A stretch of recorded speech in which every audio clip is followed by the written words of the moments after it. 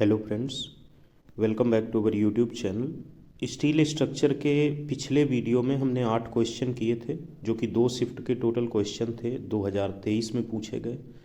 और इस वीडियो में अंतिम 2 शिफ्ट के क्वेश्चन, जो कि फिर से 8 ही हैं, टोटल 16 क्वेश्चन स्टील स्ट्रक्चर में पूछे गए हैं। 1-2 क्वेश्चन जनरली छूट जाते हैं रिसर्च में, तो वो बाद में भी डिस्कस हो जाएंगे। 17 या 18 भी हो सकते हैं। खैर, ये क्वेश्चंस की पीडीएफ अगले वीडियो में मिलेगी, जिसमें हम प्रैक्टिस क्वेश्चन करेंगे। और जो सॉइल मैकेनिक्स की पीडीएफ है वो इसी वीडियो के नीचे अटैच रहेगी, जो कि पिछले वीडियो में भी थी, जो 2023 में पूछे गए सभी सॉइल मैकेनिक्स के थे।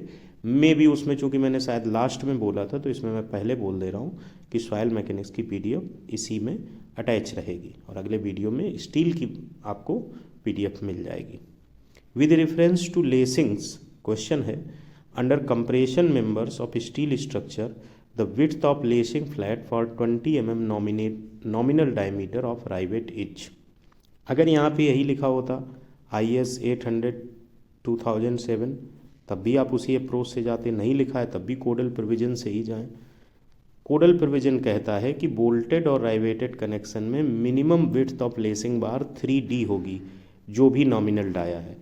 देखिए, एक स्टैंडर्ड फॉर्मेट होता है, एक होता है क्वेश्चन में एक तरीके का स्टैंडर्ड फॉर्मेट हम नहीं दे रहे हैं, हम क्वेश्चन में एक कैलकुलेटिव एस्पेक्ट में वैल्यू दे रहे हैं। तो जो वैल्यू स्टैंडर्ड है लेसिंग बार की, डाया की, वो 16, 18, 20, 22 जनरल यूज में आती हैं। अगर आप दूसरी वैल्यू ले लेंगे, 24 ले लेंगे, 21 ले लेंगे, वो जनरल यूज में नहीं है, प्रेफर नहीं की जाती स्ट्रक्चरल में। उस केस में अगर आपसे वैल्यू पूछी जाएगी तो 3D का फार्मूला लगाइएगा मिनिमम विड्थ के केस में। यहाँ पे जो वैल्यूज हैं, ये तो 3D का लगेगा तो 20 × 60 आ ही जाएगा, करेक्ट ऑप्शन डी हो ही जाएगा। इसके अलावा कोडल प्रोविजन ने इस कंडीशन के साथ साथ ये भी मेंशन किया है कि 16 के लिए 50 mm जनरली यूज करिए विड्थ ऑफ लेसिंग बार, और अगर मिनिमम पूछा जाए तो मिनिमम 48 ही होगा। अब वो अप्रॉक्सीमेटली है, उन्होंने ये स्टैंडर्ड वैल्यू दी है। 18 mm के लिए 55 mm, 20 के लिए 60, 22 के लिए 65। यहाँ पे एक काउंटर क्वेश्चन मन में आ सकता है, क्या 16 देकर 50 और 48 ऑप्शन दिया हो तो क्या लगाएं? नहीं पूछेगा ऐसा, या तो 50 देगा या तो 48 देगा, तो 50 करेक्ट माना जाना चाहिए अगर ऐसा कोई एग्जिस्टेंस आता है तब भी, चूँकि ये स्टैंडर्ड वैल्यू के अगेंस्ट स्टैंडर्ड वैल्यू कोडल प्रोविजन ने दी है। तो इस चीज़ को देखिएगा, ऐसे मतलब आ जाता है काउंटर क्वेश्चन, लेकिन ये इसका स्टैंडर्ड फॉर्मेट है। तो करेक्ट ऑप्शन यहाँ पे 60 mm होगा। What is the value of slope on the inside face of the flange for all the standard I sections and channel sections of steel. जो inside face flange की है वहाँ पे क्या वैल्यू होती है, कितने % होती है, जितने स्टैंडर्ड आई सेक्शन या चैनल सेक्शंस हैं, तो उसकी होती है 16 सही 2/3%, जिसका मतलब हुआ 50/3%। तो ये करेक्ट ऑप्शन बी पार्ट होगा। अगला क्वेश्चन है, if a compression member of a steel structure is effectively held in position and restrained against rotation at both the ends, then which of the following options represents the effective length of the member. ये एक, इसको बोलते हैं CQ, confirm question. ये question आना ही आना है, कभी स्टील में, कभी RCC में। स्टील में अगर इसकी बात की जाए तो इसकी टोटल 7 कंडीशंस हैं। इसकी टोटल 7 कंडीशंस हैं। ये कंडीशन 7 कौन कौन सी हैं? पहले वैल्यू के पॉइंट ऑफ में 0.65 L, 0.80 L, 1.00 L, ये 3 हो गई। फिर 1.20 L 4, 1.50 L 5, फिर उसके बाद 2.0 L और फिर 2.0 L। इस तरीके से टोटल 7 कंडीशंस हैं। इस चीज़ को बिल्कुल क्लियर कर लीजिए। अभी हम जो डिस्कस कर रहे हैं क्वेश्चन में, इसमें हम 3 कंडीशन आपको बताएंगे।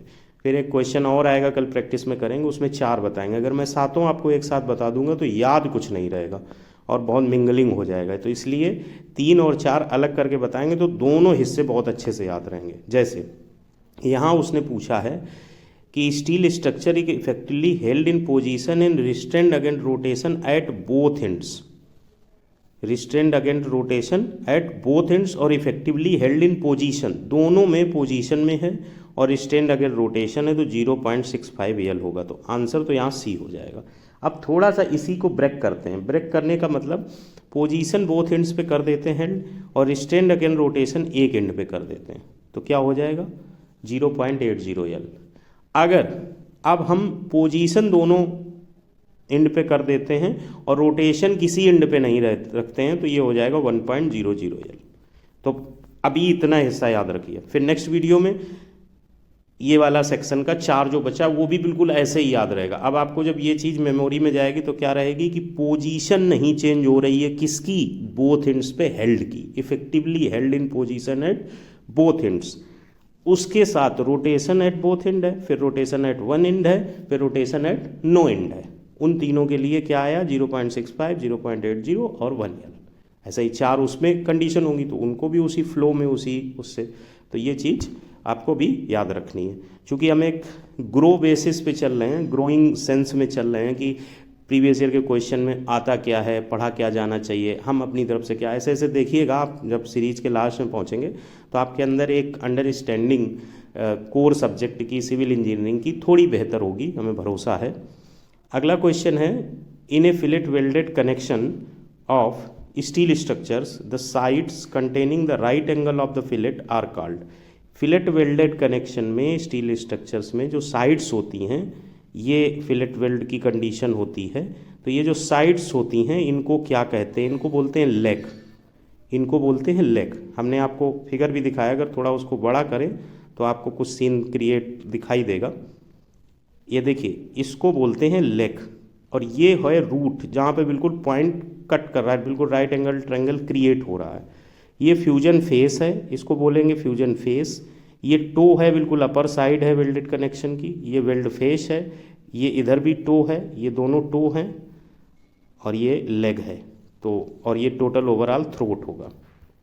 तो यही उसमें ऑप्शन में भी दिए थे। अगर आप ऑप्शन पे जाएं तो आप देखेंगे कि यही ऑप्शन में भी दिए थे। तो इस हिसाब से न टोज होगा न रूट्स होगा, केवल करेक्ट ऑप्शन लेग्स होगा। जो उसने साइड्स पूछी थी वेल्डेड कनेक्शन में, उनका क्या नाम होता। अब बताइए, क्वेश्चन है, ये क्वेश्चन एसएससी जेईई में पूछा जा रहा है कि इसको क्या बोल रहे हैं। तो ऐसा नहीं है कि वो बहुत टिपिकल पूछते हैं, वो टिपिकल नहीं, बहुत बेसिक भी पूछते हैं। अगला question, in case of staggered और zigzag riveting in the design of tension members of steel structures the net cross sectional area along the chains of rivets. किस केस में, स्टैगर्ड और जिगजैग राइवेटिंग के केस में। Design of tension member of steel structure, क्या पूछ रहा है कि net cross sectional area, formula क्या होता है, B - NDN + सिग्मा S²/4G/T। अगर खोल दोगे तो इस हिस्से के साथ T अलग आ जाएगा, इस हिस्से के साथ T अलग आ जाएगा, बीच में क्या आ जाएगा प्लस, तो क्या होगा इंक्रीज होगा। 2 ऑप्शन खत्म हो गए। कितने से, S²T/4G से, तो ऑप्शन सिर्फ C बचा, increased by an amount equal to S²T/4G in case of staggered और जिगजैग राइवेटिंग। इसके बाद अगला क्वेश्चन है, when designing steel structures the effective length of battened compression members should be. देखो, बैटन और लेसिंग को लेके डिफरेंस बिल्कुल क्रिटिकली अवेयर और अच्छे से पता हो। लेसिंग का केस में जो होता है उसमें आपका फोर्स जो होता है उसका रोल नहीं होता है। आपके लेसिंग का मतलब होता है बकल नहीं होना चाहिए, और जो बैटन का केस होता है इसमें फोर्स एक्ट करता है, और बकलिंग नहीं हो ये तो मान लो उसमें भी होता है। तो लेसिंग में डायगोनल सीन रहता है, ये लेसिंग का सीन रहता है, और जो आपका बैटन होता है वो ये सीन रहता है। टेक्निकली इसमें एरिया कम रहता है तो बैटन पहले बकल कर जाता है। लेसिंग डायगोनल होने की वजह से ज़्यादा एरिया को कवर कर पाता है कंपैरेटिवली बैटन, तो लेट बकल करता है। और जो स्टील स्ट्रक्चर में जो इफेक्टिव लेंथ होती है बैटन कंप्रेशन की, वो इसी वजह से 10% जो है सीयर डिफॉर्मेशन इफेक्ट की वजह से 10% इंक्रीज करके कंसीडर की जाती है।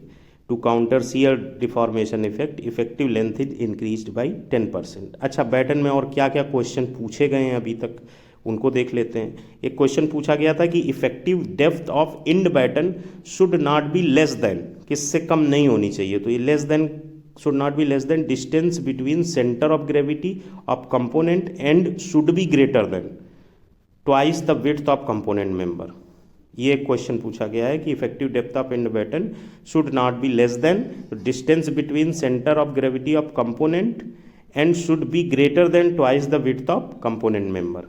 और एक और क्वेश्चन पूछा गया है कि जो थिकनेस ऑफ बैटन प्लेट्स है वो किससे कम होनी चाहिए, सेल किससे कम नहीं होनी चाहिए, shall be not less than 1/50th of distance between innermost connecting transverse bolts और राइवेट्स और welds perpendicular to main member. ये अदर जेई एग्जाम्स में पूछे गए हैं और रेगुलर नहीं है, ये सरप्राइज क्वेश्चन है। जो बैटन का क्वेश्चन हमने यहाँ पे शामिल किया है, ये पूछा गया क्वेश्चन एसएससी जेई 2023 का और खूब पूछा जाता है, और बल्कि PYQ है, शायद 2022 या 21 में भी पूछा गया है। तो यहाँ पे दो क्वेश्चन हुए जो पूछा गया वो, और ये जो लास्ट वाला है यहाँ पे T इज ग्रेटर देन 1/50 किसके, distance between innermost connecting, तो वो S + 2G होता है। तो ये तो बहुत रेयर हुए दो ऊपर वाले।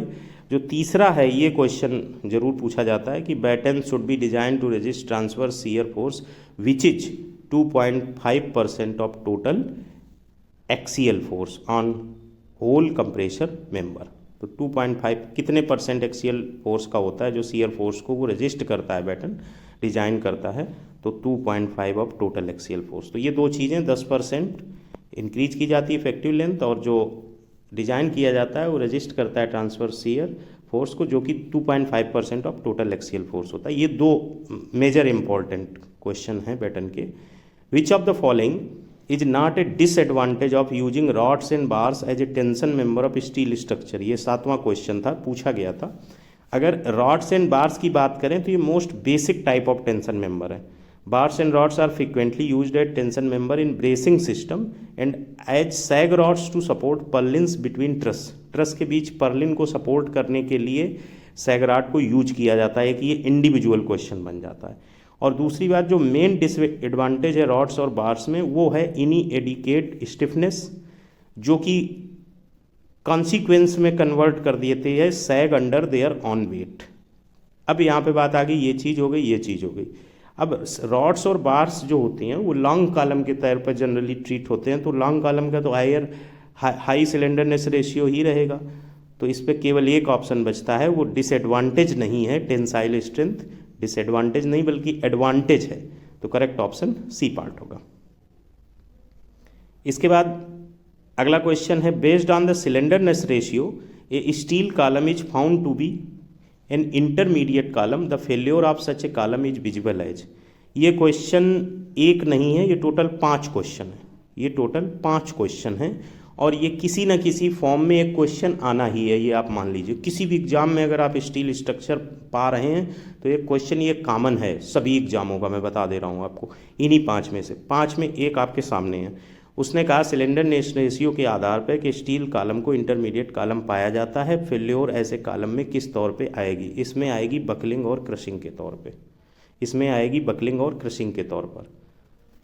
और अगर आपसे पूछ दिया जाए कि क्रशिंग कहाँ आकर करेगी तो शॉर्ट कॉलम में, बकलिंग कहाँ आकर करेगी तो लॉन्ग कॉलम में। यूलर थ्योरी अप्लीकेबल किसके लिए है? लॉन्ग कॉलम के लिए। रैंकाइन थ्योरी कहाँ अप्लीकेबल है? Mixed mode of buckling and crushing यानी इंटरमीडिएट कॉलम के लिए। सिलेंडरनेस रेशियो शॉर्ट कॉलम के लिए कितने से कम होना चाहिए? 32 से। इंटरमीडिएट के लिए सिलेंडरनेस रेशियो कहाँ से होना चाहिए? 32 से 120। लॉन्ग कॉलम के लिए सिलेंडरनेस रेशियो कहाँ से ऊपर होना चाहिए? 120 से ज़्यादा। सिलेंडरनेस रेशियो कितना हो कि कॉलम बकल कर जाए? 180 से ऊपर। Maximum permissible limit of slenderness ratio so that long column में बकल 180 से ज़्यादा। तो ये 5 नहीं, टोटल 8 क्वेश्चन हो गए। तो इन्हीं में से क्वेश्चन पूछा जाता है। कहीं सिलेंडरनेस रेशियो शॉर्ट कॉलम का कितना है, इंटरमीडिएट का कितना है, या इंटरमीडिएट का 32 से 120 के बीच होगा। तो इस तरीके से ये क्वेश्चन इंपॉर्टेंट है। रैंकाइन थ्योरी यहाँ अप्लीकेबल होगी, यस। यूलर थ्योरी कहाँ अप्लीकेबल होगी? लॉन्ग कॉलम में। शॉर्ट कॉलम में कोई थ्योरी नहीं एग्जिस्ट कर रही है जो अप्लीकेबल हो रही हो। तो इस तरीके से ये 8 क्वेश्चन थे, टोटल 16 क्वेश्चन थे। कोशिश करेंगे 8 या 16 का आपका एक वो क्रिएट हो, 8 या 16 का एक आपका क्रिएट हो प्रैक्टिस क्वेश्चन सेट, जिसमें इसी लेवल के क्वेश्चन शामिल हो। मिलते हैं नेक्स्ट वीडियो में। Thanks for watching. और PDF सॉइल की अगर अभी तक नहीं डाउनलोड की है तो इस वीडियो के डिस्क्रिप्शन से आप डाउनलोड कर सकते हैं।